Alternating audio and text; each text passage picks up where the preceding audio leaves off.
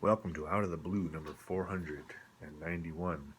To begin with, I have to make amends. There was something I left out the other day and I felt a little guilty afterwards. And that is, I was not entirely forthcoming with the fart brownie recipe.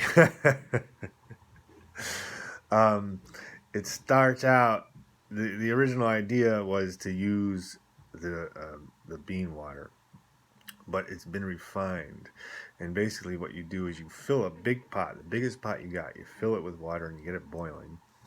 And you buy, well, you don't fill it quite to the top, because once it starts boiling, you put in like 4 heads of broccoli. And then when the broccoli is done boiling, so you cook the broccoli for a while. You take it out with like tongs or a slotted spoon. You put it in a bowl. So there's the broccoli. I was doing this yesterday. And then when you finish that, you put in a big, huge head or 2 of cauliflower.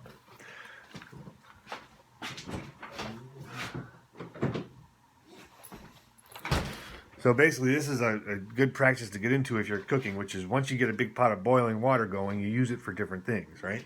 So the broccoli, so here you got this boiling water. You put in the broccoli, you boil it, you take it out. The big pot of water is still boiling. You put in the cauliflower, you boil it, you take it out. You take those dried beans, right? Like a big bag, like a 4-pound bag, and you hold it in half and you put in 2 pounds of beans. So you have this pot of boiling water.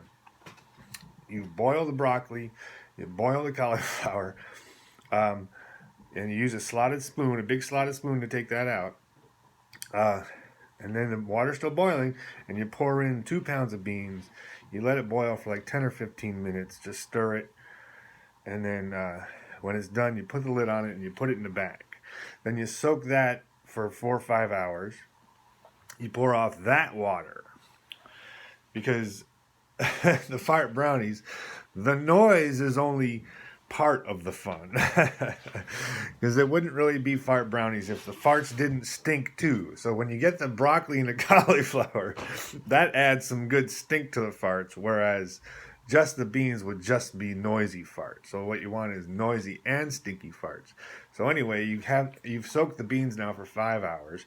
You pour off that water. That water has broccoli and cauliflower and beans. And then you reduce that. And then with the paste that makes, you use that in your fart brownies, and it really, really will do the trick. And so what does that have to do with what I'm talking about? It actually has something very big, because I am talking about an explosive subject. I am talking about something utterly explosive, and where better to hide something utterly explosive than in a video about advanced fart brownie preparation. Now, yesterday I was a little inspired, and I didn't really plan on doing this, but yesterday I came up with this thing where I got here. This is a testimony. This is a fact. And this is a fact. And I'm going to connect them. This is a verifiable fact you can look up, and so is this. And I'm going to connect them into some sort of question. So this is a Neo-Swedenborgian testimony, which has nothing to do with any kind of faith or belief. I'm not asking anybody have faith or belief in anything, anywhere in this show.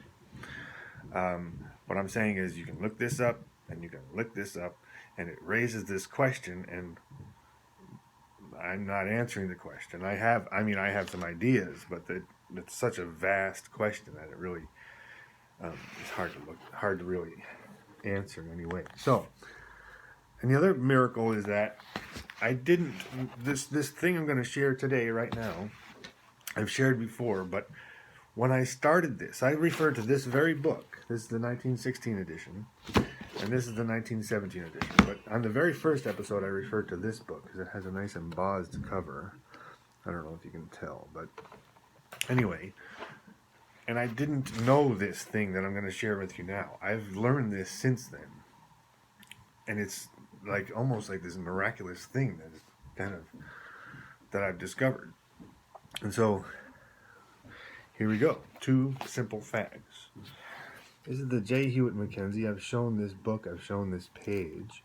And this book is archived in like a photograph archive. So you can look up Spirit Intercourse by J. Hewitt Mackenzie, and you can find a book, an actual picture of this book where you can flip every page.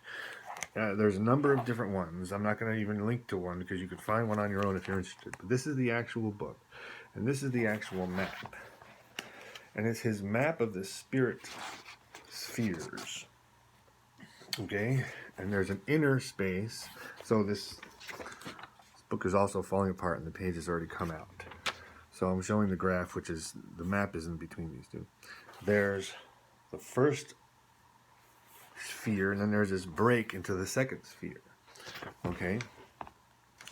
In this map, he calls it the first heaven and the second heaven. All right? And it's all described in the book, and it's these different levels of development, and there's every possible thing you can imagine, beautiful, and it goes on to, I mean, he describes it in detail. That's not what I'm talking about right now. What I'm talking about right now is these 2 facts. Fact number 1, this book came out in 1916, and if you look very closely at these numbers, I don't know if the phone will focus right. I don't think so. 35,580 miles. That's what this book printed in 1916 as the outer edge of the spirit spheres surrounding Earth. And the inner edge, I think he says, is 400 miles. And there's an inner ring and an outer ring. Okay? That's fact number 1 that you can look up. This book is not that rare. You can find it facsimile edition. You can find it in your hardcover edition. And that's what he printed in 1916. Fact number 1. Fact number 2, the Van Allen belts were not discovered till much later. And if you look at the very Wikipedia page, which that I will link below in the description, if you look at the Wikipedia page for the Van Allen belts, or if you read about the Van Allen belts elsewhere, there's 2 interesting details. One is that there's an inner belt and an outer belt, just like he says, inner heaven and outer heaven, or whatever. He uses those, some other first heaven and second heaven or something. But anyway, he describes an inner belt and an outer belt, just like the Van Allen belts. So anyway, the Van Allen belts have an inner and outer belt. They're energy bands around Earth, and they're in the exact dimensions that he described in 1916. So the second fact is, you can look up that the Van Allen belts were not discovered till long after 1916, and the dimensions given in general are approximately 400 miles to 36,000 miles around Earth. The exact dimensions in that book, okay? And it also, if you read about the Van Allen belts a little bit, you'll see that they fluctuate somewhat, because it's a naturally occurring thing, and due to the solar winds, the Van Allen belts can fluctuate in size.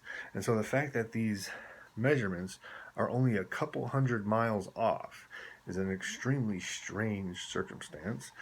And so look this up. That book came out, has those numbers. Look this up. This thing was, the Van Allen belts were discovered many years later and have almost precisely the same numbers. What does that mean? And it means this thing that is, I'm almost hesitant to say, because it's super duper kooky. And as kooky as I am, I have my limits, right? And so it appears that, speaking Neo-Swedenborgianistically, the Van Allen belts are heaven. Now that is somewhat speculative, but I would like to hear another answer to how he claims to be describing the heavens. In other words, up there really is up there. Where's your grandma who died? She's up there. That's no longer a figure of speech. She may really be up there, within the Van Allen belts, as a speck of energy, who you will perceive as your own grandma when you meet her someday.